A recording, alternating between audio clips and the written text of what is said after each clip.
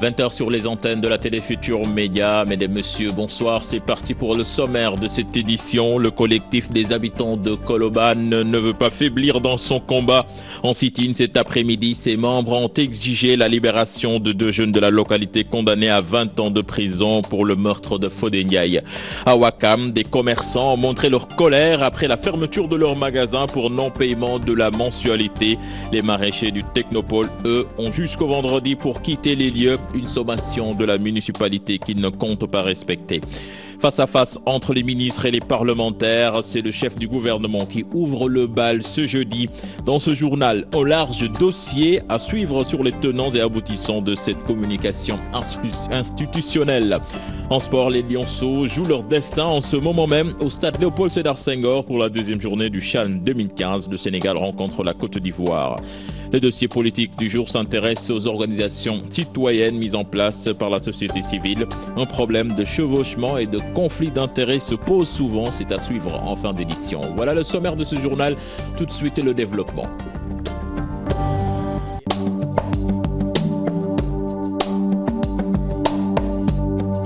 Je vous le disais en sommaire, le collectif des habitants de Colobane menace de durcir le ton. Il exige la libération des 2 jeunes de Colobane qui doivent purger une peine de 20 ans. Après l'acte, le collectif a organisé en sit-in ce mercredi. Il est soutenu par des jeunes de Fass Médina, mais aussi le mouvement Y en a marre. Nous y reviendrons en cours d'édition ou dans le bulletin de 0h avec Ibrahima Khan. Les maraîchers de Technopole, très remontés contre le préfet de Pikine, l'édile de la localité leur a servi une sommation de quitter les lieux avant ce vendredi au plus tard. Les occupants des lieux ne veulent rien entendre. Salimata Aoussek Djibi Diallo.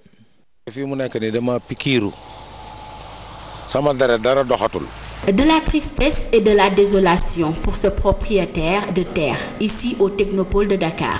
Le préfet leur a intimé l'ordre de quitter les lieux au plus tard ce vendredi. Le préfet nous a demandé de quitter les lieux ce vendredi. Je suis perdu. En revanche, il me propose 120 000 francs. Qu'est-ce que je vais faire avec cette somme? 120 000 Sur place, des policiers, une liste à la main, ils demandent à ses occupants de signer pour recevoir en retour une indemnité. Ce qu'ont refusé beaucoup d'entre eux. Je signerai rien du tout. 300 000 francs, ce n'est rien. Je peux gagner plus s'ils me laissent travailler. Je dis non.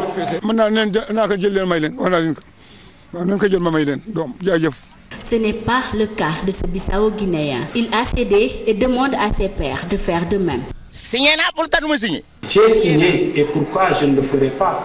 Sinon je risque d'être un perdant. Je n'ai pas le choix.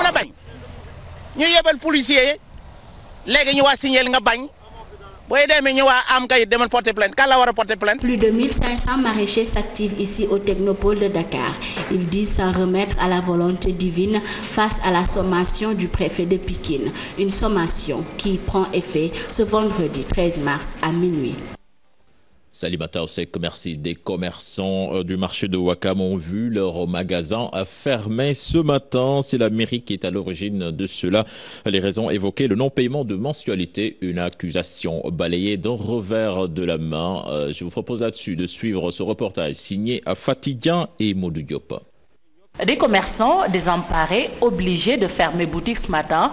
Nous sommes au marché de Ouakam. À l'origine, des mensualités impayées. Nous sommes venus au matin, ce matin, ils sont venus, ils ont fermé les boutiques, ils sont partis avec les clés. Et nous sommes là assis, on n'arrive pas à travailler. Et c'est pas normal. Donc franchement parler, on ne peut pas payer le prix qu'ils demandent parce que c'est trop élevé. Et vraiment, en haut du marché, ça ne marche pas comme ça. Les temps sont durs, vous savez, il y a des pères de famille qui n'arrivent même pas à payer leur location convenablement. Nous demandons à la mairie de nous faire la mensualité à 8 000 francs au mois. Les commerçants accusent la mairie de Ouakam. Pour eux, pas question de payer une dette qui n'est pas la leur. Normalement, ce sont les propriétaires des boutiques qui doivent les payer. Et nous qui louons les boutiques ne pouvons pas venir payer ce que les propriétaires des boutiques doivent payer. C'est pas normal. Nous sommes prêts à tout. Le maire nous a vraiment déçus. La dette en question date de 2009. Ce sont les anciens occupants qui doivent la payer, mais pas nous. Nous demandons à la mairie de l'annuler tout simplement. Fermer nos cantines n'a aucun avantage pour nous. Nous souhaitons parler aux autorités de cette commune afin de trouver un terrain d'entente. Inquiet, il demande à la mairie d'annuler la dette. Une réouverture des cantines est également exigée.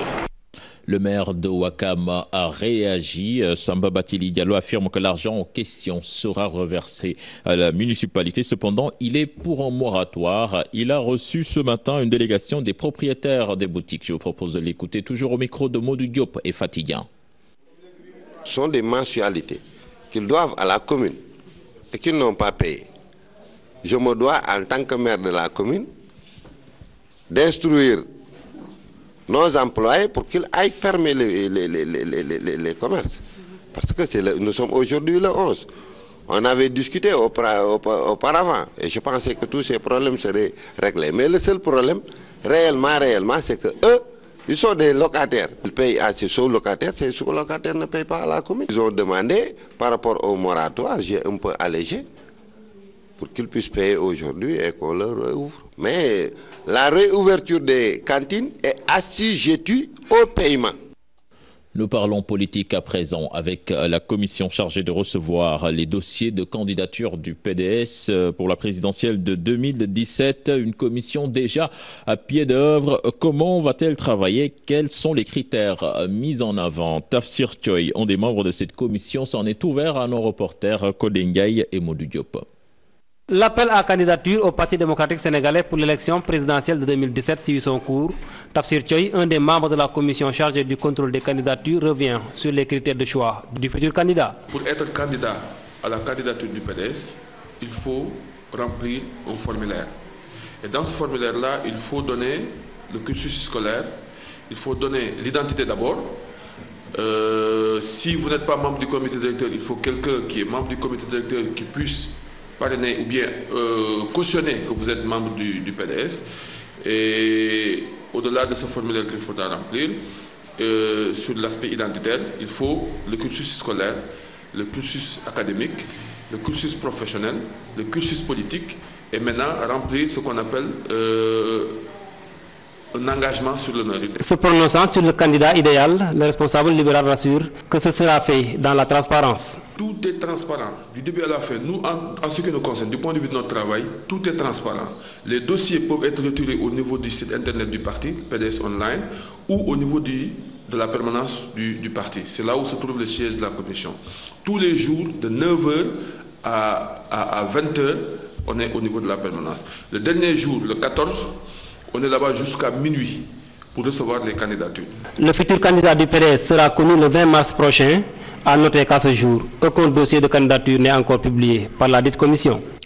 Direction Thiès à présent, les femmes de l'APR à couteau tiré au lendemain de la journée de la femme. Certaines d'entre elles accusent Augustin Tine de semer le désordre dans le parti. C'est une correspondance signée Chiranta Diop. Thiès, les femmes de l'APR à couteau tiré, les querelles de positionnement survenues lors de la journée de la femme célébrée dans la capitale du rail polluent l'atmosphère du parti de Macky Sall. Les partisanes de Sireya pointent un doigt accusateur sur Augustin Tine, qu'elles disent être l'instigateur. Mamadou Fall, porte-parole des femmes de Sireya. Vu la mobilisation exceptionnelle des femmes de M. Sireya, Augustin Tine ordonna à ses acolytes Maïmouna Sen, Khadinjon, Fama Aydar et autres, de bloquer M. Sireya et sa base politique pour permettre à Augustin Tine de faire même base sur la manifestation pour tromper une fois de plus l'opinion nationale et le président Macky Sall. Nous accusons M. Augustin Tine d'être le fossoyeur de la paix et de l'unité de la paix à Thiès et dans le département. Nous exhortons le président Macky Sall à suivre l'appel des jeunes de la COJER de Thiès pour confirmer M. Sireya DG de la poste comme coordinateur. La réponse ne s'est pas fait attendre du côté des partisanes d'Augustin Tine.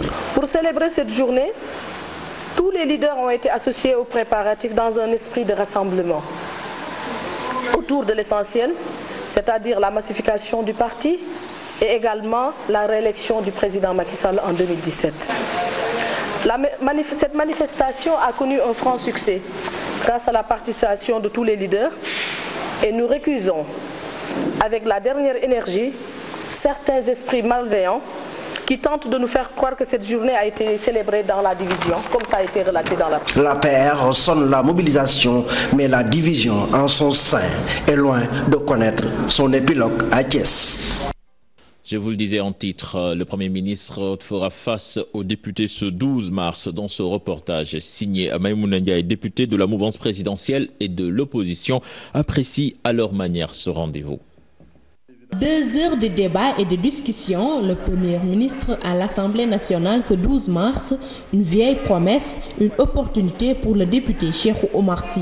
Ça ne fait que renforcer aussi bien le Parlement dans son rôle de contrôle du gouvernement, mais aussi le gouvernement dans son rôle de transparence dans l'exécution budgétaire. Le temps de parole, le nombre de questions, tout est défini. Thierno Bokoum parle de violation de la loi. Nous aurons 14 députés qui viendront poser des questions au Premier ministre. Malheureusement, 136 députés sur 150 seront laissés en rade et seront confinés dans un rôle d'observateur et de décor parlementaire. Le parlementaire de la coalition Benno Bokk Yakaar a déjà formulé son intervention. Quant aux députés de Rewmi, il avertit. Ce qui m'intéresse actuellement, c'est la question lancinante entre le gouvernement et la mairie de Dakar, la ville. C'est l'emprunt obligataire. Il ne faut pas qu'on utilise l'Assemblée nationale comme une tribune pour permettre au Premier ministre ou au gouvernement de faire un show politique. Le gouvernement face aux députés tous les 15 jours, une première au Sénégal.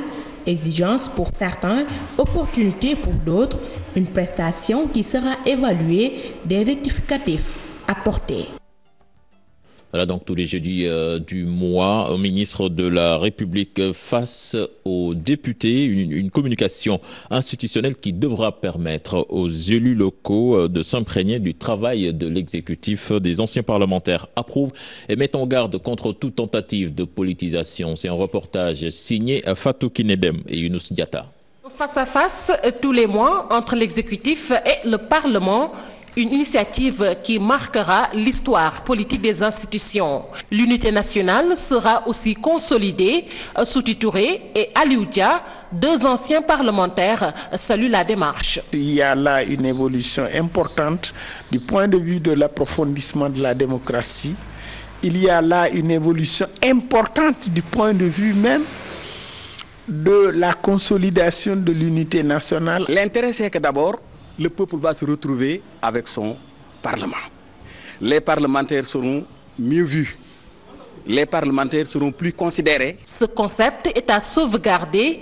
Il faudra simplement lui éviter toute politisation. Il faut que les débats ne soient pas personnalisés. Il faudrait qu'on évite effectivement de faire de la politique politicienne, encore moins du populisme, mais traduire exactement les aspirations du peuple. Outre cette opportunité de faire corps avec l'exécutif, les députés doivent être impliqués dans les questions cruciales, notamment la crise universitaire, selon Souti Touré. Il suffit de poser un regard lucide sur ce qui se fait dans le monde de l'éducation, dans le monde de l'enseignement supérieur, pour savoir qu'il y a là aujourd'hui nécessité, il y a là aujourd'hui matière à ce que les élus, les représentants du peuple se retrouvent ensemble sur une question qui concerne tout le monde. Ainsi, une vieille doléance des députés va être satisfaite. Pour initier la démarche, le Premier ministre fait face aux élus du peuple ce jeudi. Fatou Kinedem, l'idée de cette initiative soulever des questions d'ordre économique, social, des questions qui seront débattues dans des délais acceptables et permettre ainsi aux populations d'être édifiées sur certaines questions. C'est le point de vue de certains analystes politiques qui appellent les parlementaires à dignement représenter le peuple. C'est un sujet signé Mam Biram Diouf et Mardian. Communiquer pour mieux faire comprendre au gouvernement les problèmes des populations, c'est tout l'intérêt de cette démarche, confient nos interlocuteurs. Par exemple, la crise au niveau du supérieur ou la crise dans l'éducation ou encore qu'adviendra-t-il des travailleurs une fois la SUNEOR cédée ou rétrocédée? Ce sont ces genres de questions quand même que les députés pourront poser au Premier ministre et à son gouvernement éventuellement. C'est une bonne chose d'abord que l'exécutif puisse prendre la décision d'aller au niveau de l'Assemblée nationale et de faire le point avec le législatif.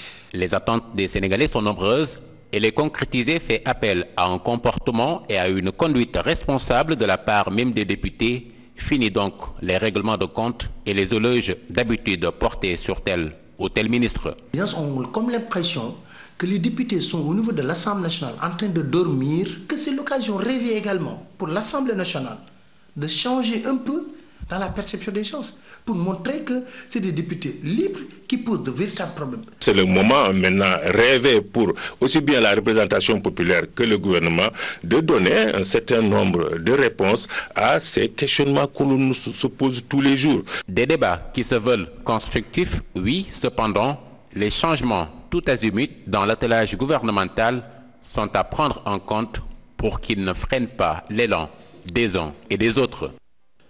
Mambiram Diouf, une bonne initiative pour ces Sénégalais interrogés. Toutefois, ils veulent plus de pragmatisme et moins de paroles. C'est ce qui ressort de ce micro-trottoir réalisé par Fatou Kinedem et Younous Diatta. Nous saluons l'initiative si seulement c'est dans l'intérêt des populations. Mais si c'est à caractère politique, alors j'ai quelques réserves. Les hommes politiques sont tout le temps critiqués. Il faut leur donner le temps de réaliser leurs projets. Si les députés sont objectifs sur les questions, les débats pourraient être intéressants. Il faut juste éviter de mettre en avant sa couleur politique. Les hommes politiques ont l'habitude de prendre des initiatives généralement sans suite. Nous parlons à présent du Code de la presse. 5 ans déjà que le projet a été soumis à l'Assemblée nationale, mais jusqu'à présent, son adoption bute sur la dépénalisation des délits de presse, d'où la nécessité d'une relecture du projet. Une mission dévouée au CNRA et au CORED. C'est un sujet signé Fatou Bintou Conté et Modou Diop. Le Code de la presse, le projet de loi proposé à l'Assemblée nationale peine à être voté. La dépénalisation des délits de presse constitue le point d'achoppement qui vaut actuellement sa réélecture par le CORED et le CNRA. Vous n'êtes pas sans savoir que depuis 5 ans, ce projet de code traîne à l'Assemblée nationale sous l'ancien régime du président Abdoulaye Wade et sous l'actuel régime du président Macky Sall. Les députés refusent de voter le code de la presse tant qu'il y aura ce point de dépénalisation. Donc nous allons aborder cette question-là de fond en comble.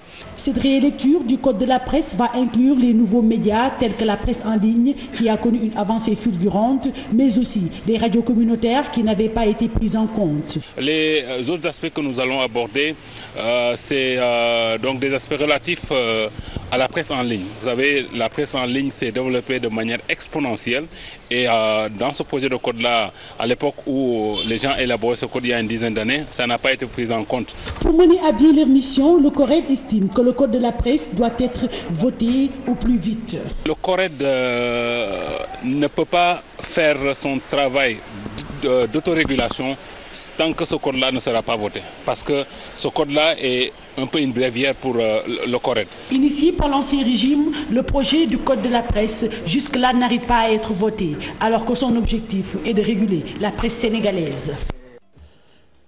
Éducation à présent, Blaise Diagne, John Fitzgerald Kennedy, 2 établissements qui résistent encore à la crise scolaire. Les programmes sont respectés, mieux même des cours de renforcement sont organisés. C'est un sujet signé Maïmouna Ndiaye et Adama Gueye. 11h au lycée John Fitzgerald Kennedy. Certains élèves sont dans la cour de l'école, d'autres se promènent le temps de la récréation. Dans cet établissement, aucune perturbation n'est notée. Les cours se déroulent bien, il n'y a pas de grève, il n'y a rien du tout. On fait les cours normalement. Les classes sont divisées en 2 ou bien en 4. Ça dépend du programme. Si le prof décide que le travail doit se faire en groupe, on le fera en groupe. Mais dans le cas contraire, ce sont les élèves qui font le travail.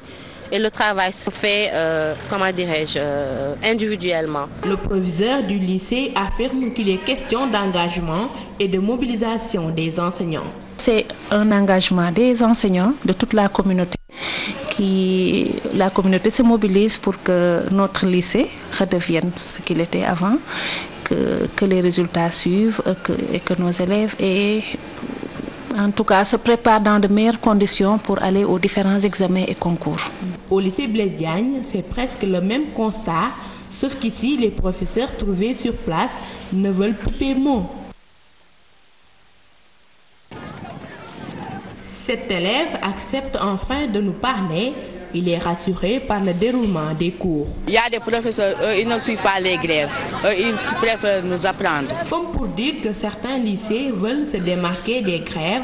Au lycée Kennedy, par exemple, les bulletins du premier semestre sont prêts.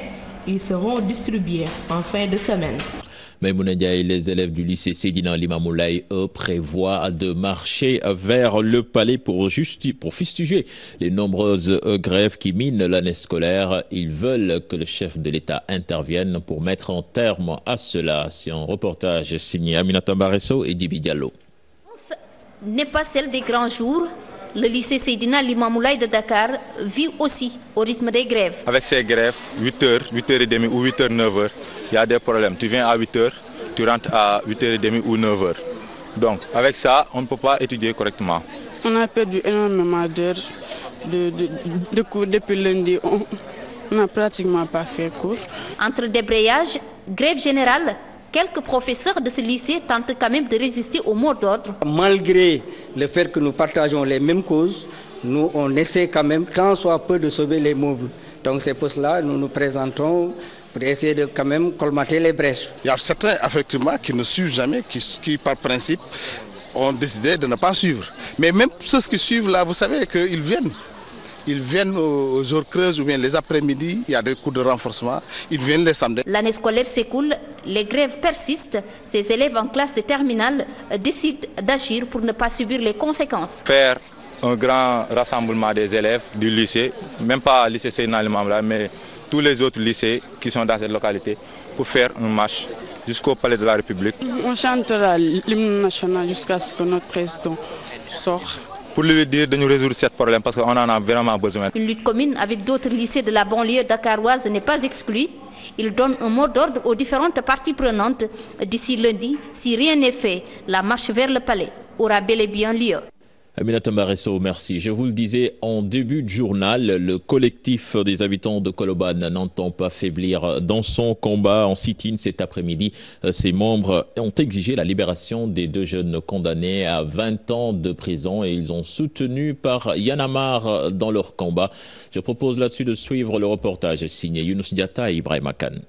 À Colobane, le combat continue pour obtenir la libération des deux jeunes du quartier condamnés à 20 ans de travaux forcés pour le meurtre du policier Fodé Ndiaye. Arborant des t-shirts rouges et des brassards, ils ont investi la rue 45 angle 40 de Colobane. Le collectif déroule son deuxième plan d'action. Ce que nous comptons faire, c'est d'abord faire un plaidoyer juste pour montrer davantage leur innocence et demander à la justice sénégalaise, et en particulier les autorités de ce pays, à revoir leur position par rapport à l'enquête, faire une enquête beaucoup plus scientifique, mais aussi faire une enquête à travers la population qui habite la rue 45, où le policier Fodé Ndiaye, que la terre lui soit légère, a été sauvagement tué, il faut le dire. Le collectif est soutenu aujourd'hui par des jeunes de Fass, Médina, entre autres, sans oublier le mouvement Y'en a marre.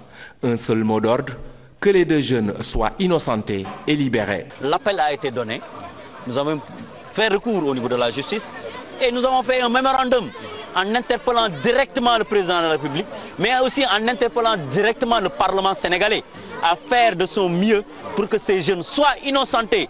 Je pèse mes mots, qu'ils soient innocentés parce qu'ils sont innocents et que toute la population sénégalaise sache que ces jeunes sont dignes et qu'ils n'ont rien fait et qu'ils ont été des victimes tout simplement parce qu'il fallait des victimes. Après l'acte 1 et 2, le collectif compte dérouler son troisième plan d'action. Il n'exclut pas de durcir le ton si aucune évolution n'est notée. Les accidents domestiques de plus en plus nombreux interpellent plus dans les facteurs à l'origine, le mauvais usage des bonbonnes de gaz ou également les produits nocifs laissés à la portée des enfants. Eh bien, nos reporters Mambiram Diouf et Mohamed Dia ont essayé d'en savoir davantage. Les accidents domestiques souvent causent de pertes en vie humaine. À l'origine, la négligence, l'indifférence aussi des gens sur les risques que présentent certaines pratiques dans les foyers. Un simple geste peut être dramatique. Par exemple, allumer une bougie. Je n'y pense même pas. Allumer du gaz, non. Si ça chauffe, les conséquences sont multiples. Mais quand même, il faut toujours être prudent. Les couteaux, les paquets d'allumettes, tout ça, il faut les mettre à l'abri. Autrefois, nous étions bien surveillés par nos mamans. Il n'y avait pas de risque énorme parce qu'elles utilisaient le bois de chauffe et le charbon. Mais depuis l'avènement des gaz butane, c'est le danger total.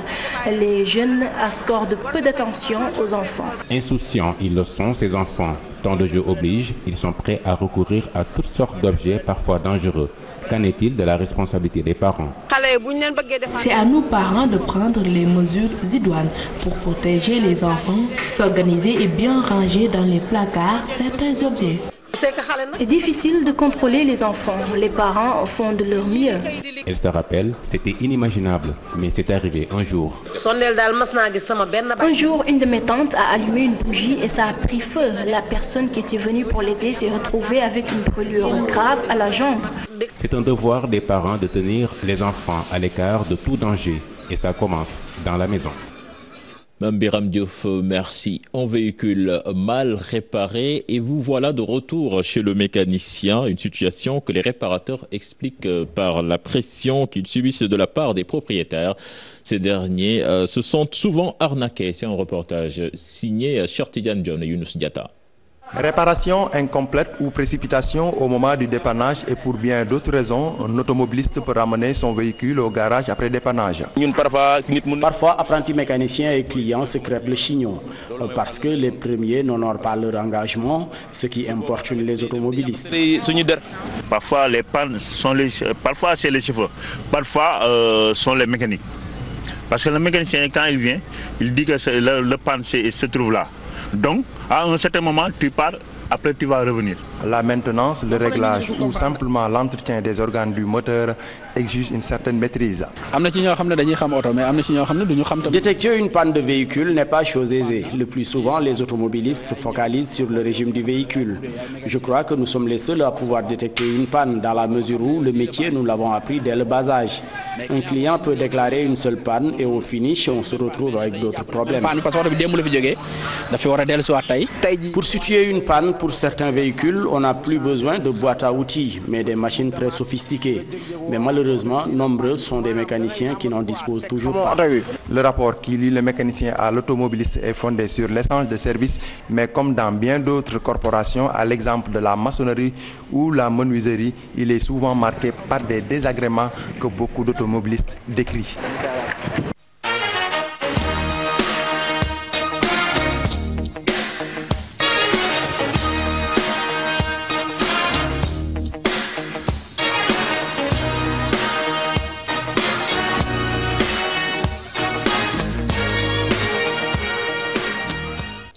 Direction le stade Léopold Sédar Senghor où le Sénégal joue en ce moment même face à la Côte d'Ivoire. Pape Faraning est en ligne. Pape Farah, bonsoir.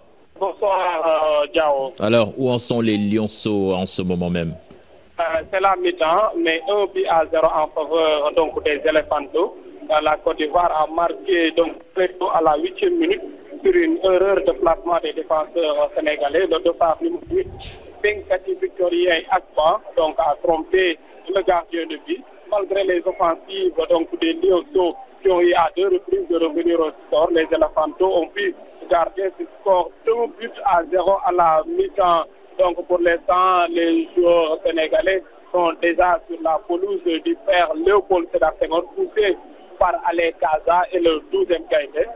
Je vous rappelle, en levée de rideau, il y avait Nigeria-Congo. Donc le Nigeria a obtenu sa 2e victoire consécutive en temps de sortie. Donc le Nigeria a battu donc 4-1 le Congo, but marqué par Ifewani. Les deux autres buts donc ont doublé de Mohamed Moussa et ce penalty aussi Taïwo Mikaël qui avait aussi marqué contre le Sénégal. Donc pour l'instant, les joueurs sénégalais sont déjà sur la pelouse et pour l'instant en attendant donc les Éléphantos 1-0 pour la Côte d'Ivoire. Pape Faraning, merci. Nous restons toujours sur cette compétition avec le chargé de recrutement de l'Olympique de Marseille, José Anigo, qui se prononce sur le choix porté sur Aliou Cissé à la tête des Lions du Sénégal. Un choix logique selon l'ancien entraîneur de l'Olympique de Marseille qui pense qu'Aliou Cissé peut mener à bien les destinées de cette équipe nationale du Sénégal. Je propose de l'écouter toujours au micro de Pape Faraning. Je ne connais pas Aliou Cissé, je le connais en tant que joueur, je ne le connais pas en tant qu'entraîneur. Certainement, si on l'a mis là, c'est qu'il a des compétences. Et je lui souhaite en tout cas bonne chance parce que le Sénégal mérite d'avoir une équipe nationale qui fait vibrer toute cette nation, autant que l'a fait Bruno Metsu en son temps. Et je lui souhaite bon courage et bonne chance. Avec un bon guide, c'est une équipe qui a du potentiel.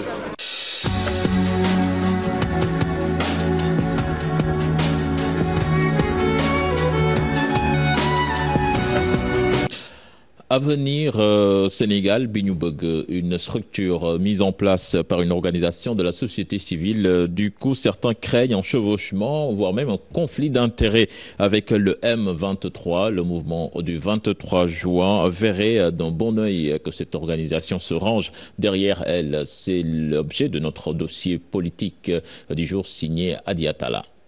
Avenir Sénégal bi ñu bëgg porté sur les fonds baptismaux une pâle copie du M23 avec les mêmes objectifs selon certains qui pensent que cette dispersion des forces vives risque d'entraver les actions des deux entités. Le mouvement du 23 juin rassure. Je crois que eux, ils sont indépendants du M23, ils peuvent mener les actions à part. Si le M23 a besoin d'eux, ils peuvent venir, évidemment, en tant que membre du M23, participer aux activités du M23. Selon les animateurs du mouvement né avant la présidentielle de 2012, l'organisation créée par Maître Mamad Magui et Cheikh Tidiane Dièye, entre autres, par ailleurs membre du M23, ne peut que se fondre dans les instances de celui-ci. Ce mouvement ne peut être qu'une association ou un parti politique.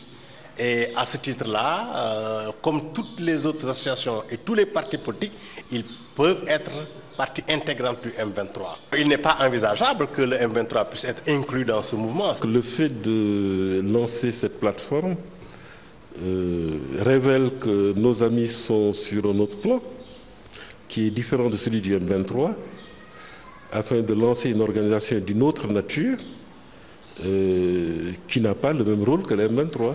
Mamadou Mbodj et ses camarades ne craignent pas pour l'avenir du M23. Le rassemblement du M23 s'est effectué sur l'action de restauration de la République. Dans le cadre de cette action, moi je suis membre d'un parti politique. Moi je suis de ceux qui pensent que la démocratie est le gouvernement de ceux qui nourrissent le Sénégal. La présidentielle de 2017 qui se profile aiguise les appétits, même si les ambitions ne sont pas encore déclinées. Cependant, de nombreux observateurs annoncent des candidatures de la société civile.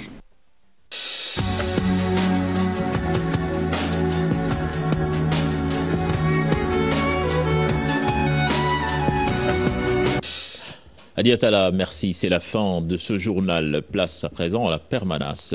Pape Pierre Diallo, l'antenne est à vous. Voilà, à 20h36, c'est la fin de ce journal. Il faut rappeler que demain matin, l'information se réveille très tôt. Sinon, l'information continue sur www.igfm.sn, toujours avec cette grande rédaction du groupe Futur Média. Voilà, Pape Cheikh, comme vous l'avez dit, donc, prochain rendez-vous pour l'information. Avant le matin, je pense qu'il y a le bulletin de 0 heure. Tout à fait. Voilà. Minuit, vous aurez donc un autre rendez-vous présenté sous forme de bulletin, sinon demain matin dès 6h45. Merci, Cheikh. Merci.